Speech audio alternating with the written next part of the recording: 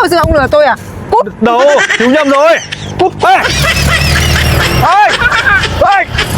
Không biết shop cho Phạm Phát Tài nắm đoạn nào mẹ na nhờ. Anh đi xịt lên trên kia hỏi thăm em. Vào mua con bé Gia Đức. Đi xịt lên một đoạn đấy. À, từ hỏi thăm chút.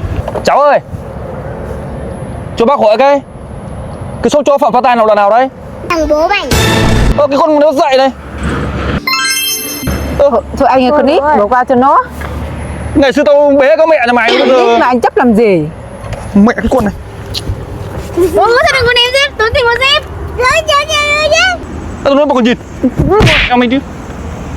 Bà còn nhìn à? Con mẹ. Bật dậy. Hồi ra anh mấy con nào? Thôi cút. Anh cút đi. Hồi ra anh mấy con nào? Bé con mẹ là nó à? Anh là tôi à? Cút. Hiểu nhầm rồi. Ê. Nhầm rồi.